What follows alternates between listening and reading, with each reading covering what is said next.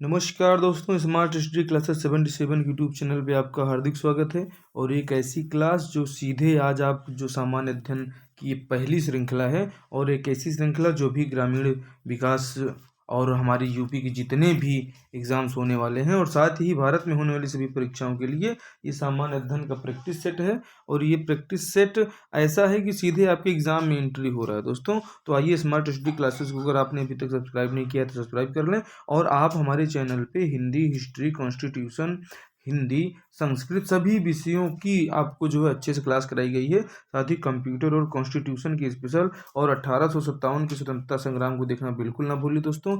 और आइए, चैनल पे अगर आपने अभी तक सब्सक्राइब नहीं किया है तो बिल्कुल आप बहुत सारे प्यारी क्लासेस। आइए पहले प्रश्न का हम स्वागत करते हैं कि सरकारों को एकात्मक और संघीय वर्गीकृत रूप जो करने का आधार है वो क्या आधार लिया गया है। जो एकात्मक और संघीय रूप है हमारे सरकारों का, इन सरकारों में केंद्र एवं राज्य के बीच का जो संबंध है, क्या ये संबंध हमारा एकात्मक और संघीय स्वरूप वर्गीकृत करने का आधार माना जाता है। या कि सरकार की विधायिका, कार्यपालिका और न्यायपालिका के पक्षों का जो संबंध है ये, या कि विधायिका और कार्यपालिका के बीच का संबंध। इसमें जो सही आंसर हो जाएगा दोस्तों, ये सही आंसर हो जाएगा कि जो सरकारों को एकात्मक और संघीय रूप में वर्गीकृत करने का आधार है वो केंद्र और राज्य के बीच जो संबंध आप देखते हैं, ये पेचअप ही जो है एकात्मक और संघीय रूप में वर्गीकृत करने का आधार माना जाता है। अगला प्रश्न देखते हैं, बहुत ही इंपॉर्टेंट क्लास है, आप बिल्कुल चैनल पे बने रहें। आप बताएं कि लोकसभा के महासचिव की नियुक्ति कौन करता है। क्या उपराष्ट्रपति महोदय करते हैं, क्या उपाध्यक्ष महोदय करते हैं, क्या बहुमत दल का नेता करता है, या अध्यक्ष महोदय करते हैं। तो आप देखें कि लोकसभा की जो महासचिव की नियुक्ति होती है दोस्तों, वो कौन करता है, वो अध्यक्ष करते हैं। तो जो अध्यक्ष होते हैं वो उसी सभा के, वो लोकसभा के अध्यक्ष जो है महासचिव की नियुक्ति नहीं करते हैं। ये आपके बिल्कुल एग्जाम में आने वाले क्लासेस हैं, सीधे आपको एग्जाम से लिंक किया जा रहा है। आइए देखते हैं, भारतीय रियासतों के एकीकरण में मुख्य भूमिका निम्न में से किसकी है। अब आपको इसमें बताना है कि क्या जवाहरलाल नेहरू और सरदार वल्लभ भाई पटेल की है, क्या एस.के. धर और फजल अली की है। फजल अली आयोग के बारे में आप कई बार पढ़े हैं चैनल पे। क्या दोस्तों ये जो महत्वपूर्ण है सरदार वल्लभ भाई पटेल या बीपी मेनन, या इनमें से कोई नहीं। तो जो दोस्तों इसका सही आंसर हो जाएगा, इसका सही आंसर क्या हो जाएगा, इसका ऑप्शन सी। आप देखें कि आप चूंकि जानते हैं कि जो रियासतों के एकीकरण में है, ये गृह मंत्री रहे सरदार वल्लभ भाई पटेल जी, और इनके जो सचिव रहे बीपी मेनन। इन दोनों लोगों की भूमिका बहुत ही महती रही हमारे रियासतों के एकीकरण में। और ये सरदार वल्लभ भाई पटेल रियासतों के एकीकरण में मुख्य भूमिका निभाने वाले व्यक्ति हैं, और इनके जो सचिव थे वो बीपी मेनन जी थे। ठीक है दोस्तों, आइए देखते हैं क्वेश्चन नंबर 4, जो आज की क्लास का बहुत महत्वपूर्ण है कि निम्न में से कौन सा एक परजीवी पोषीय परजीवी है। तो क्या एस्केरिस है, क्या केचुआ एक पोषीय परजीवी है, क्या हाइड्रा है, या इनमें से कोई नहीं। दोस्तों जिसका सही है कि हाइड्रा जो होता है, हाइड्रा के बारे में आपने चैनल पे पढ़ा है, विस्तृत वीडियो का पार्ट है दोस्तों, आप उसमें देखें कि हाइड्रा जो है एक पोषीय परजीवी है। ठीक है दोस्तों, हाइड्रा। अगले प्रश्न की तरफ हम लोग बढ़ते हैं, एकदम वन लाइनर। आप देखें कि सीधे आप इसका जो है आंसर आप क्लिक करें दोस्तों। देखें फाइलेरिया जो होता है, ये जो है ये किसके द्वारा होता है। क्या क्यूलेक्स मच्छर जो होते हैं, क्या स्वयं मच्छर, क्या एनाफ्लीज मच्छर, क्या इन मच्छरों के काटने से होता है। इनमें से कौन से मच्छर के काटने से होता है, ये आपको बताना है। कई बार एग्जाम में आया वाला प्रश्न है। देखें कि जो एनाफ्लीज मच्छर होता है, ये एनाफ्लीज मच्छर ये फाइलेरिया रोग का जो संचार होता है, उसके संचार में बिल्कुल एनाफ्लीज मच्छर ही वाहक होता है। बहुत ही महत्वपूर्ण क्लास है दोस्तों कि सूचना का अधिकार अगर हम लगाते हैं, और सूचना का अधिकार अधिनियम जो 2005 है, इसमें हम किसी भी जो है कार्यालय से रक्षा आदि जानकारियों को छोड़कर बाकी जानकारी मांग सकते हैं, ले सकते हैं। तो जो हमारे देश की सुरक्षा से संबंधित है, जो हमारे देश की एकता अखंडता से संबंधित है, इन चीज़ों को छोड़ के आपको सामान्य जानकारी मिल जाती है। तो क्या 30 दिन में मिलती है, 45 दिन में, या 60 दिन में, इनमें से कोई नहीं। तो दोस्तों जो इसके अंतर्गत है, सूचना मांगने पर कितने समय में कोई प्राधिकारी सूचना उपलब्ध करवाना आवश्यक है, तो उसको 1 महीने मतलब 30 दिवस के अंदर सूचना उनको देना ही देना है। लेकिन यदि वो सूचना नहीं देते हैं तो जो उनके प्रथम अपीलीय अधिकारी होते हैं उनको एक पत्र लिखना होता है। और ऐसे तो आप देखें कि हमारे यहाँ बहुत सारे कार्यालय ऐसे हैं जो इतने लापरवाह हैं कि उनको आप सूचना का अधिकार मांगिए और ये खाली नियम में लिखने का रहता है 30 दिन, लेकिन कई प्राधिकारी देते भी नहीं और कुछ होता भी नहीं है दोस्तों। ये भारतीय कानून है। दो नदियों के बीच उपजाऊ भूमि को क्या कहा जाता है, कई बार आया है। क्या इसको तराई क्षेत्र कहते हैं, क्या दोआब कहते हैं, या जल विभाजक कहते हैं, या इनमें से कोई नहीं। तो जो इसका सही आंसर है दोस्तों, दो नदियों की जो बीच का वो जो उपजाऊ भूमि होती है, ये वाली जो भूमि है, ये वाली भूमि को दोआब कहा जाता है दोस्तों। क्या कहा जाता है? इस भूमि को दोआब कहा जाता है। दो नदियों के बीच स्थित भूमि को ही दोआब कहते हैं। ठीक है दोस्तों, आगे बढ़ते हैं हम लोग। बहुत ही महत्वपूर्ण क्लास है कि अभ्रक का सबसे बड़ा भंडार कहाँ है। ऑप्शन में दक्षिण अफ्रीका भी है, भारत भी है, संयुक्त राज्य अमेरिका और ऑस्ट्रेलिया भी है। तो इसमें से जो अभ्रक का सबसे बड़ा भंडार है वो हमारे ही प्यारे से भारत में है। और इसको अब आप कभी नहीं भूल पाएंगे कि अभ्रक जो सबसे ज़्यादा होता है वो हमारे इंडिया में है।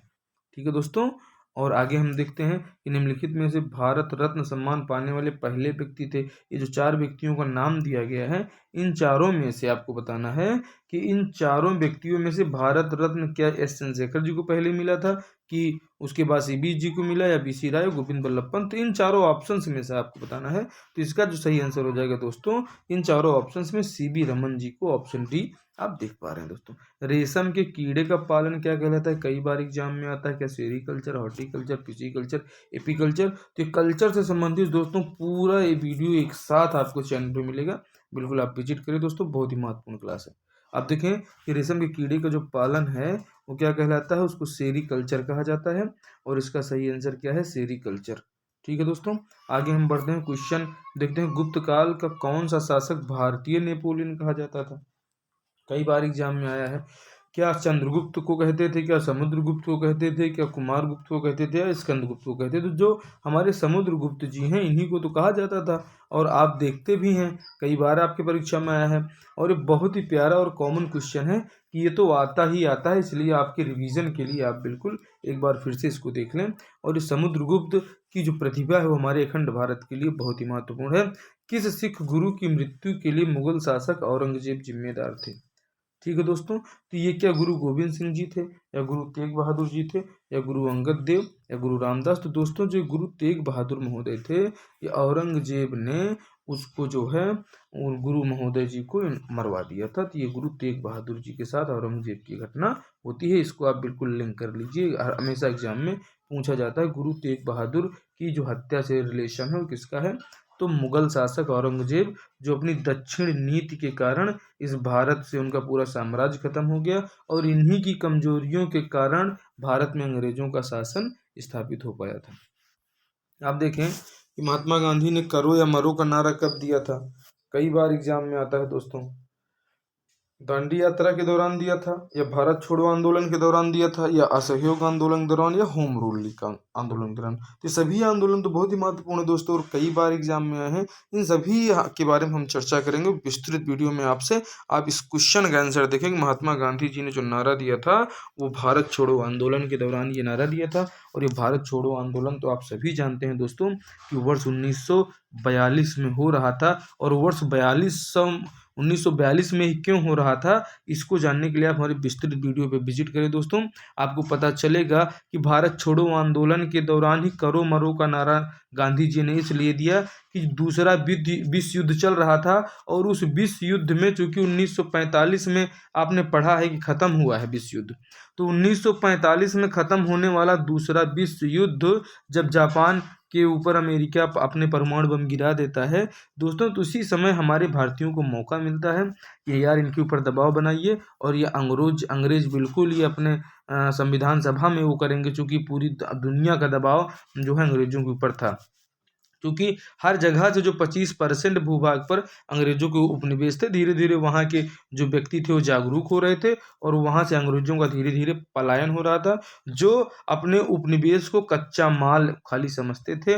और वही उन्होंने भारत को भी समझा और सोने की चिड़िया को कहाँ से कहाँ तक पहुँचाया।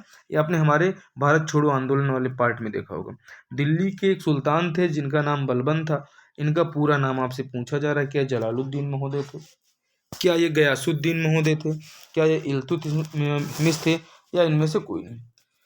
बिल्कुल दोस्तों, ऑप्शन पे टिक करें। आप बहुत महत्वपूर्ण क्लास है। बिल्कुल इसका जो सही आंसर है कि दिल्ली के जो सुल्तान बलबन थे, ये बलबन का नाम क्या था, गयासुद्दीन बलबन इनका पूरा नाम था। और ये इसने चूंकि बलबनी जो वंश है, इसने अपने नाम से अपने आप कितना प्रतापी समझने लगा था। इसने अपने आप से को बलबनी वंश का ही जो है एक स्थापना कर दी।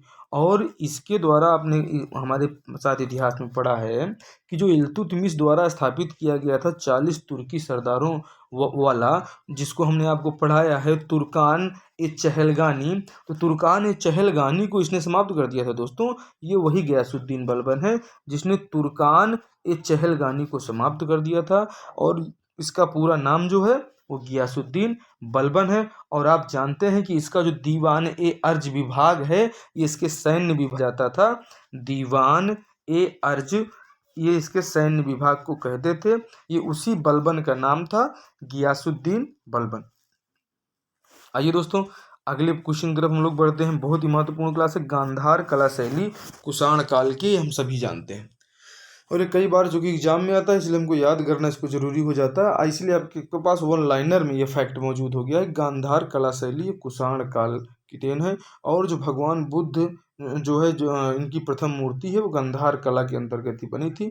और मौर्योत्तर कालीन चित्रकला के अंतर्गत अजंता की गुफाएं बहुत प्रसिद्ध हैं। और गुप्त प्रशासन राजतंत्रीय, कई बार इनके पूछ लिया जाता है गुप्त प्रशासन में क्या लोकतंत्र था, क्या गुप्त प्रशासन में जो है संसदात्मक व्यवस्था थी, क्या वहाँ पे राजतंत्र था। दोस्तों, गुप्तकालीन जो हमारा प्रशासन था, ये जिनको भारत का नेपोलियन आप कहते हैं समुद्रगुप्त वाली व्यवस्था में, ये राजतंत्रीय व्यवस्था पर आधारित जो है राजा और जन्मजात राजा हुआ करते थे।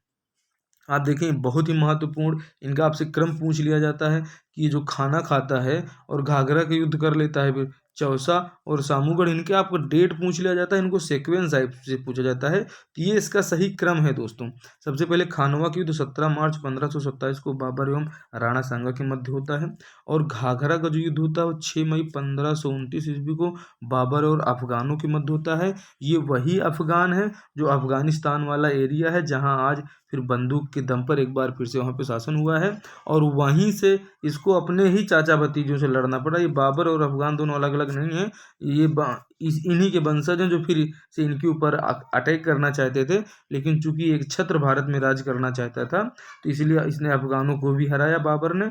और चौसा का युद्ध लड़ता है 26 जून 1539 को। उस समय इसका बेटा बाबर रहता है हुमायूं और शेरशाह। और इसके बाद सामूगढ़ का युद्ध होता है 29 मई 1658 को। ये औरंगजेब और दारा सिकोह, जो इसी का सगा भाई रहता है, ये उत्तराधिकार वाला युद्ध है दोस्तों। इन्हीं के मध्य लड़ा गया। बहुत ही महत्वपूर्ण क्लास है, आप बिल्कुल इससे जुड़े रहें। और विजयनगर साम्राज्य एक है जिसको हमारे हरिहर और बुक्का, ये दोनों सगे भाइयों ने स्थापना किया था।